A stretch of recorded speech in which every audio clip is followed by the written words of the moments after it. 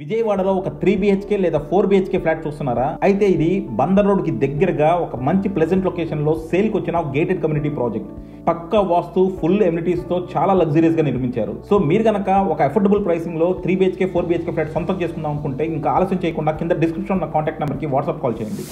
Sir, రకరకాల వాదోపవాదనల మధ్య ఎక్కడ ఏ ఇష్యూ చూసినా ఒకే ఒక్క చోట అనుమానం బయటకు వస్తుంది. ఏంటంటే, అనుమానించవలసినట్టుగా కనపడుతుంది ఏంటంటే, జగన్మోహన్ రెడ్డి అనే వ్యక్తి మీద ఎన్ని నేరారోపణలు వస్తున్నా, ఎంత అన్యాయం జరుగుతుంది అని చెప్పి బయట పడుతున్నా కూడా కేంద్రం ఎలాంటి యాక్షన్ తీసుకోకపోవడమే రీజన్ సార్. సో ఈ ఇప్పుడు ఈ డౌట్ కూడా, జగన్ కి మోడీకి ఉన్న సంబంధాలు ఏవైతే ఉన్నాయో అవి ఇంకా అలానే ఉన్నాయేమో అనే అనుమానాలు అనే అనుమానాలు రోజు రోజుకి పెరిగిపోతున్నాయి సార్. ఎందుకంటే జరుగుతున్న పరిణామాల రీత్యా మనం అనుమానించాల్సిన పరిస్థితి ఏర్పడుతుంది. సో దీనికి సంబంధించి మీరేమంటారు సార్? నిజమేనండి. ఈ జగన్మోహన్ రెడ్డికి మోడీకి ఉన్న సంబంధాలు ఎన్ని, ఇంకా ఆ సంబంధం అలాగనే ఉందా అనే దాని మీద ఇప్పుడు చిన్నగా చర్చ కూడా మొదలు పెట్టారు. ఎందుకంటే ఇప్పుడు బీజేపీ పార్టీ జగన్మోహన్ రెడ్డితో మాకు ఎటువంటి సంబంధం లేదని చెప్పుకునే ప్రయత్నానికి కూడా చేస్తా ఉంది. కొద్ది మంది రాజకీయ విశ్లేషకులు మన ఆంధ్ర రాష్ట్రంలో, ఎస్పెషల్లీ తెలుగులో, ఆంధ్రప్రదేశ్ రాష్ట్ర రాజకీయాల మీద విశ్లేషణ చేసే కొద్దిపాటి ఈ రాజకీయ విశ్లేషకుల్లో కొంతమంది చేత ఇలాంటి వీడియోలు చేపిస్తున్నారు అనే అనుమానం ఇప్పుడు కొంచెం చిన్నగా వస్తా ఉంది. ఈ బీజేపీ పార్టీ తోటి జగన్మోహన్ రెడ్డికి మధ్య ఉన్న సంబంధం తెగతెంపులైపోయింది అని చెప్పే ప్రయత్నం వాళ్ళు చేస్తా ఉన్నారు.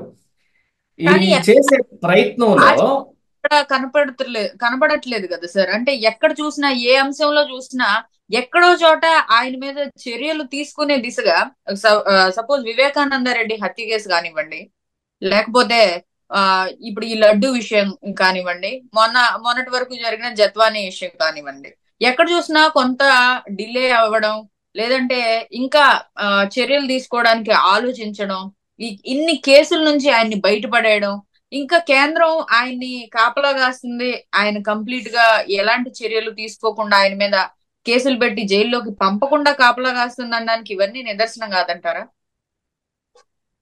ఖచ్చితంగా ఇవన్నీ నిదర్శనం కావచ్చేమో, కానీ జత్వానీ కేసు కానీ లేకపోతే ఈ లడ్డు విషయంలో కానీ కేంద్రం కలగజేసుకునేది ఏమీ లేదు. ఇందులో వాళ్ళు సిబిఐ విచారణ మరి రాష్ట్ర ప్రభుత్వం కోరుకుంటుందా లేదా అనేది చూడాలి. యాక్చువల్గా ఇప్పుడు ప్రజల్లో ఉన్న అభిప్రాయం ప్రకారంగా అయితే ఈ లడ్డూలు, ఈ కల్తీ నెయ్యి వ్యవహారాన్ని గనక సిబిఐకి అప్పచెబితే అది జగన్మోహన్ రెడ్డి చేతిలో తీసుకెళ్లి పెట్టినట్టే అనే అనుమానం ప్రజల్లో బలంగా ఉంది. దాన్నే మరి దృష్టిలో ఉంచుకున్న చంద్రబాబు నాయుడు సిట్టు వేయటానికి ఎక్కువగా ప్రయత్నాలు చేస్తా ఉన్నారు. మరి సిట్లో ఎవరుంటారు, ఏం తెలుస్తారు అనేది ఈ ఒక ప్రత్యేకమైన అంశం అయితే, ఇక మనం జగన్మోహన్ రెడ్డికి బీజేపీకి అంటే ఎస్పెషల్లీ బీజేపీలో కూడా అందరూ కాదు.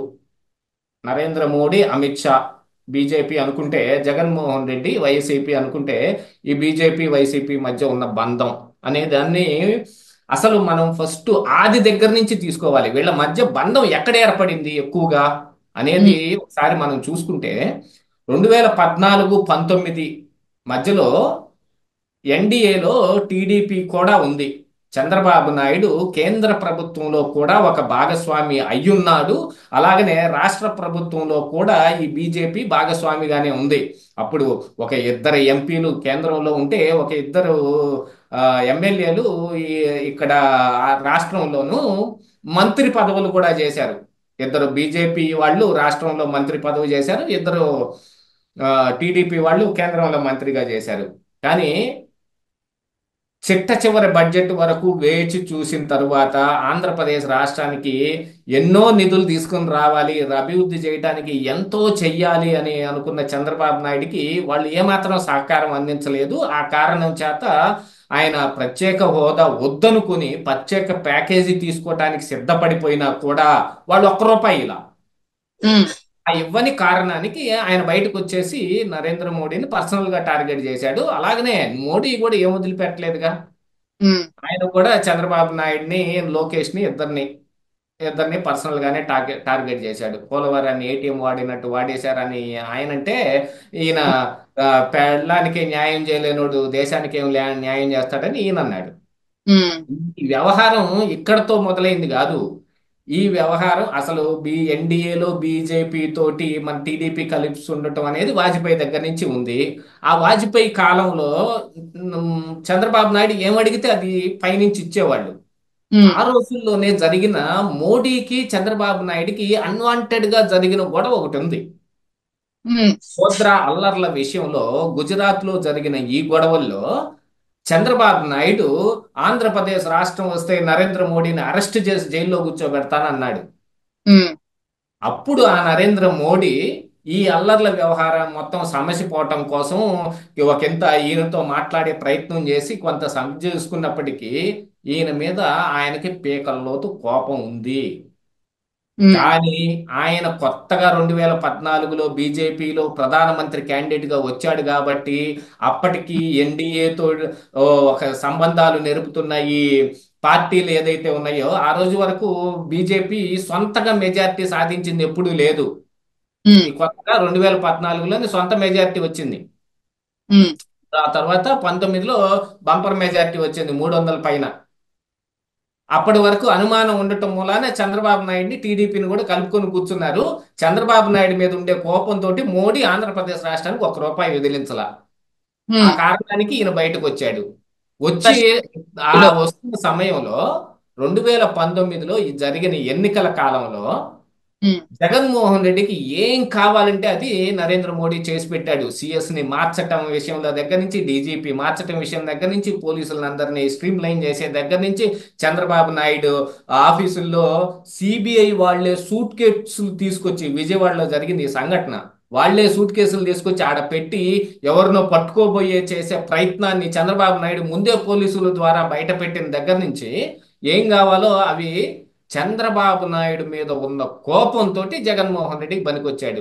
ఆ ఒక్క కారణానికి తిరుపతి దగ్గరలో ఏదో చేయటానికి మన నరేంద్ర మోడీ వచ్చిన రోజున జగన్మోహన్ రెడ్డి తూకుమంటే కాళ్ళ మీద పడిపోయాడు, తూకుమంటే కాళ్ళ మీద పడిపోయాడు.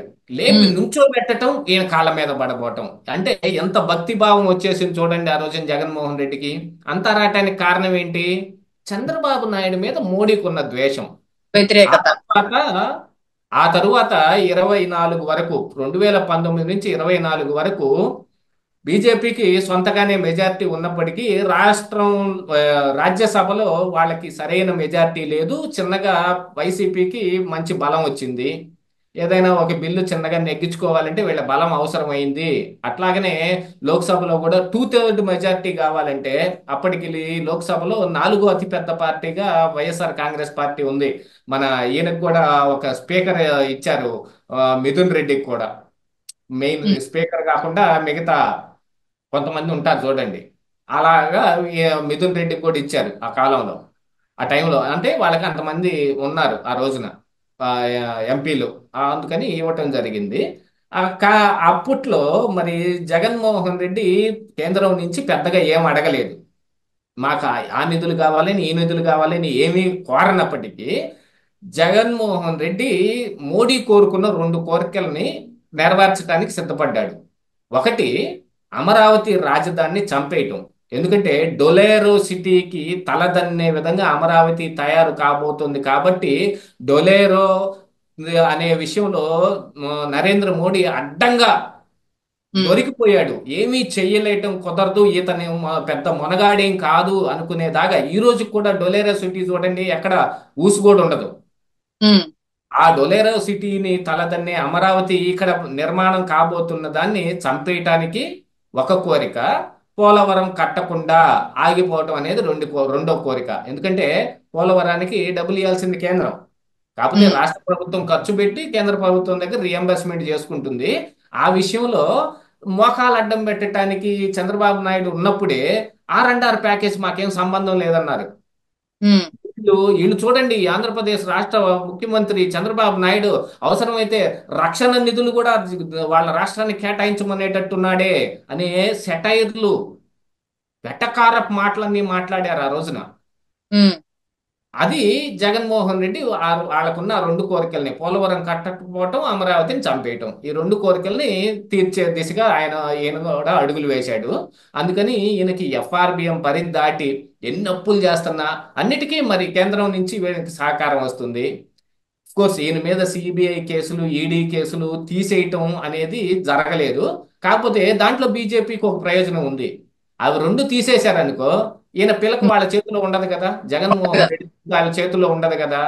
అందుకని వాటిని అలాగనే కొనసాగించారు. ఎన్ని అప్పులు కావాలంటే అన్ని ఇచ్చారు. ఎన్ని వేరే రకమైన అప్పులు ఎన్ని తీసుకున్నా కూడా వాటన్నిటి మీద ఏం మాట్లాడలేదు. కాగు ఎన్ని రిపోర్టులు ఇస్తున్నప్పటికీ సిఏజీ నుంచి ఎన్ని రకాల రిపోర్టులు వస్తున్నా దాన్ని కేంద్ర ప్రభుత్వం పట్టించుకోలేదు. అదే చంద్రబాబు నాయుడు అక్కడ కేంద్రం నుంచి తెచ్చుకున్న కొన్ని నిధుల్ని ఒక 50,000 పీడీ ఖాతాలు ఓపెన్ చేసి వాటన్నిటిలోకి ఈ అమౌంట్ ని సర్దేసి వాటిని వేరే అవసరాలకు వాడుకుంటున్నాడని పెద్ద యాగీ చేయడానికి జీవీఎల్ నరసింహారావుని వారానికి ఒక రోజు విజయవాడ పంపించారు. మరి అట్లాంటి జగన్మోహన్ రెడ్డి హయాంలో పంపించలేదు కదా. సరే పోనీ అయిపోయింది, ఏదో అయిపోయింది. మరి ప్రజా అభిప్రాయమే తప్ప ఇక్కడ పార్టీలు కానీ ఇవన్నీ కానీ ఎక్కువ ప్రభావం చూపలేవు ఎన్నికలలో గెలుపోటముల మీద. ఆనాడు 151 సీట్లతోటి జగన్మోహన్ రెడ్డి గెలిచినా అది ఈవీఎం మ్యానిపులేషన్ కాదు, ప్రజాభిప్రాయమే. ఈరోజు 164 సీట్లతోటి కూటమి గెలిచినా అది ప్రజాభిప్రాయమే, ఈవీఎం మ్యానిపులేషన్ కాదు అని అనుకుంటే అని అదే గట్టిగా నమ్మాలి. ఎందుకంటే ఈవీఎం మ్యానిపులేషన్ ఉందని ఇంతవరకు ఎవరు ప్రూవ్ చేయలేకపోయారు కాబట్టి. చంద్రబాబు నాయుడిని మరి బీజేపీ ఏమాత్రాన నమ్ముతుంది అనే దాని మీద జగన్మోహన్ రెడ్డి తోటి వీళ్ళు తెగతింపులు చేసుకుంటారా చేసుకోరా అనే విషయం ఆధారపడింది. 2014 నుంచి 18 వరకు సక్రంగానే ఉండి చివరిలో విభేదించి వెళ్ళిపోయిన చంద్రబాబు నాయుడిని ఈ రోజున ఇలాంటిది ఏదైనా జరుగుతుందా జరగదా అని అనుమానిస్తారా ఎంచరా? అందున ఆ రోజునైతే వాళ్ళకి స్వయంగా బలం ఉంది. ఈ రోజున వాళ్ళకి బలం కూడా లేదు. ఈయన బయటకు వచ్చాడంటే కేంద్రంలో అధికారం కూలిపోవటమే. కేవలం ఈయనే వస్తే కాదు, మరో పక్కన మరో ఒకళ్ళు కూడా ఉన్నారు, నితీష్ కుమార్నో ఇంకొకనో. ఇంకొక ఆయన కూడా పోగేసుకుని బయటకు వచ్చాడు అనుకోండి, వాళ్ళకున్న 240 సీట్లతోటి వాళ్ళేమి అధికారంలో ఆంతని ఉండలేరు కదా, ఉండలేరు. అలాంటి పని ఏదైనా చంద్రబాబు నాయుడు చేస్తాడనే భయం వాళ్ళకు ఉంటుందా లేదా? అలాగే చంద్రబాబు నాయుడు మీద అపనమ్మకంతో ఉన్నప్పుడు మళ్ళీ జగన్మోహన్ రెడ్డిని దరి చేర్చుకోవాలని అనుకుంటారా అనుకోరా? లాజికల్ క్వశ్చన్ ఇది కేవలం. ఎందుకంటే ఇందులో ప్రతి ఒక్కళ్ళు చెప్పేదే శత్రువుకి శత్రువు మనకి మిత్రువు అని. అదే కోణాన్ని జగన్మోహన్ రెడ్డి విషయంలో కానీ, చంద్రబాబు నాయుడు విషయంలో కానీ, నరేంద్ర మోడీ అమిత్ షా విషయంలో కానీ ఎందుకని మనం ఒక దగ్గరికి తెచ్చుకోలేకపోతున్నాం? ఈ రోజున బీజేపీ మీద మనకి ఏదో చేస్తుంది అనే ఒక మంచి అభిప్రాయాన్ని కలిగించటం కోసం ఈ రోజున కూటమి ఈ పార్టీలు మొత్తం బీజేపీకి జగన్మోహన్ రెడ్డికి చెడిపోయింది లేకపోతే జగన్మోహన్ రెడ్డిని అవసరం కోసం అప్పుడు ఉంచుకున్నారు కానీ ఇప్పుడు దరిచారనివ్వరని చెప్పే ప్రయత్నం చేస్తున్నారు. కానీ లాజికల్ క్వశ్చన్ ప్రకారంగా చంద్రబాబు నాయుడు మీద అపనమ్మకంతో ఇంకా జగన్మోహన్ రెడ్డిని వాళ్ళు కాపాడుతానే ఉంటారు అనేది అసలైన విశ్లేషణ. వైసీపీ పార్టీకి, జగన్మోహన్ రెడ్డికి, మోడీకి సత్సంబంధాలు ఇంకా కొనసాగుతూనే ఉన్నాయి. ఖచ్చితంగా కొనసాగుతూనే ఉన్నాయి. అంటే మొన్న కొన్ని ఈ లడ్డు వ్యవహారంలో ఆయన రాసిన ఒక లేఖలో కొన్ని పాయింట్లు కోట్ చేస్తున్నారు ఈ చెప్పే విశ్లేషకులు కూడా. బీజేపీ వాళ్ళకి సగం తెలుసు సగం తెలియదు అని మాట్లాడుతూ ఉన్నాడు జగన్మోహన్ రెడ్డి. అందున రాసిన లేఖలో కూడా బీజేపీ వాళ్ళు చెప్పిన వాళ్ళకే మేము కొంతమందికి ఈ బోర్డులో కూడా చాలా మందికి మేము ఈ బోర్డు మెంబర్ ఇచ్చాము అనే విషయాన్ని కూడా చెప్తూ ఉన్నాడు. అంటే అసహనం ఒకటి జగన్మోహన్ రెడ్డిలో వచ్చింది. మీరు చెప్పినవన్నీ నేను చేసినా కూడా నాతోటి ఎందుకు మీరు తెగతెంపులు చేసుకున్నారు అని చెప్పే ప్రయత్నం చేస్తున్నాడని వేరే రకమైన విశ్లేషణ కూడా చేస్తున్నారు. కానీ జగన్మోహన్ రెడ్డి అసలు పాయింట్ అది కాదు. నేను నిజం చెబితే మీరు కూడా ఇరుక్కుంటారు అనే విషయాన్ని ఒకసారి గుర్తు చేసుకోవాలి. సోము వీర్రాజు విషయంలో కానీ, జీవీఎల్ నరసింహారావు విషయంలో కానీ, ఆంధ్రప్రదేశ్ రాష్ట్రంలో ఉన్న ఇసుకలో కానీ మద్యంలో కానీ జరిగిన కుంభకోణాలు అవకతవకల్లో వీళ్ళ పేర్లు బయటకు వచ్చినాయి. ఇసుక కుంభకోణం, ల్యాండ్ కుంభకోణంలో సోము వీర్రాజు పేరు వచ్చింది. ఈ మద్యం కుంభకోణంలో ఆ గనులకును మద్యం కుంభకోణంలో జీవీఎల్ నరసింహారావు పేరు వచ్చింది. ఉమ్, వీళ్ళకి ముడుపులు అందాయి, వీళ్ళు జగన్మోహన్ రెడ్డి దగ్గర ఆ, కొంత వీటికి పాల్పడ్డారు అని. అందుకోసమనే ఆ రెండింటి మీద ఇంకా విచారణ మొదలు కాలేదు కేంద్రం నుంచి.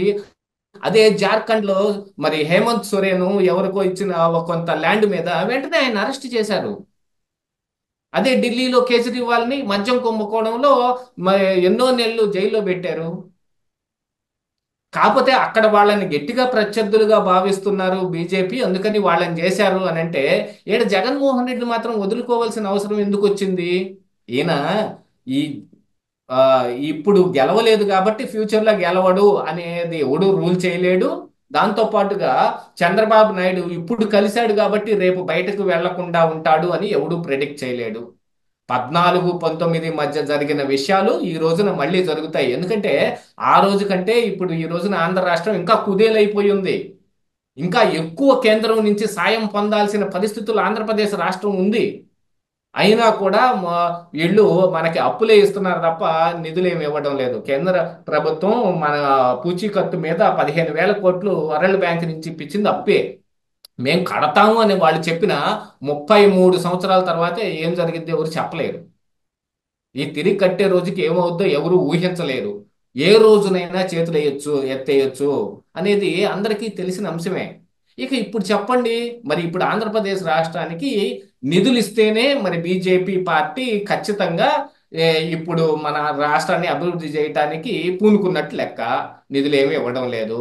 కేవలం 100 రోజుల్లోనే ఇస్తారా అని అంటే, మరి ఫ్యూచర్ లో ఇస్తారనే నమ్మకం ఏమైనా ఉందా? ఈ రోజే అప్పు ఇప్పించిన వాళ్ళు రేపు అసలు ఇస్తారనే నమ్మకం ఏముంటుంది?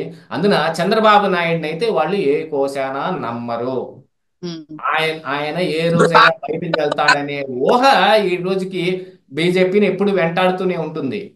దానికోసం జగన్మోహన్ రెడ్డిని ఎప్పుడు హక్కును చేర్చుకునే ఉంటారు. సో ఇదైతే ఆ, జరిగే జరిగే సిచ్యువేషన్స్ బట్టి చూస్తుంటే జనాలు కూడా ఏదో ఒక రోజు రిలీజ్ అవుతారు కదా సార్. మరి నెక్స్ట్ టైం ఇది మళ్ళీ ఖచ్చితంగా లాజికల్ గా ఆలోచించుకొని దానిపైన కొంచెం తర్కం చేసుకుంటామంటే బీజేపీ పార్టీ జగన్మోహన్ రెడ్డిని ఏ కోశాన వదిలే అవకాశమే లేదని కనపడతానే ఉందా? మనం చర్చించుకున్న ఈ 15-20 నిమిషాల్లోనే ఒక 5-6 అంశాలు వచ్చాయి కదా.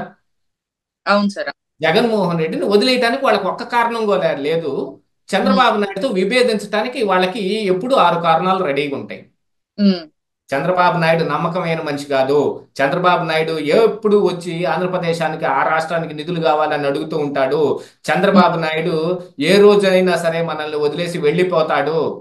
ఉమ్, ఈ చంద్రబాబు నాయుడుతో మనం సఖ్యంగా ఈ రోజు ఉన్నప్పటికీ కూడా రేపు ఈయన బయటకు వెళుతూ పక్కనే ఉన్న నితీష్ కుమార్నో లేకపోతే వేరే వాళ్ళనో ఆయన కలుపుకుంటానికి ఏమాత్రం వెనకాడడు. ఆ తర్వాత ఎన్డీఏ తోటి అపోజిషన్ లో ఉన్న ఇండియా కూటమితోటి ఏ రోజైనా చేరగలడు. ఎందుకంటే ఇంతకుముందు చంద్రబాబు నాయుడు 2019 సమయంలో కాంగ్రెస్ పార్టీ తోటి ఈయన కూటమి కట్టాడు. ఉమ్. వాళ్ళతో కూటమి కట్టడానికి కూడా ఈయన ఎప్పుడు రెడీగా ఉంటాడు. అందున నరేంద్ర మోడీకి చంద్రబాబు నాయుడు మీద ఉన్న పర్సనల్ గ్లెడ్జ్ అది జీవిత కాలానికి పోదు. ఈ 6 కారణాలు ఒకసారి మీరు తరచు చూసుకోండి. చంద్రబాబు నాయుడిని వాళ్ళు ఎందుకు నెత్తిన పెట్టుకుంటారు, జగన్మోహన్ రెడ్డిని తీసి పక్కనేస్తారు అనేది. జగన్మోహన్ రెడ్డిని కాపాడటానికి వాళ్ళ దగ్గర 3 కారణాలు ఉన్నాయి. చంద్రబాబుని వద్దనుకోవటానికి 6 కారణాలు ఉన్నాయి. Right sir. మంచి అంటే అసలు ఈ సంబంధం ఎక్కడ మొదలైంది, ఎలా కొనసాగుతుంది, ఎందుకు విడిపోదు అనే దానికి మంచి వివరణ ఇచ్చారు. Thank you so much sir.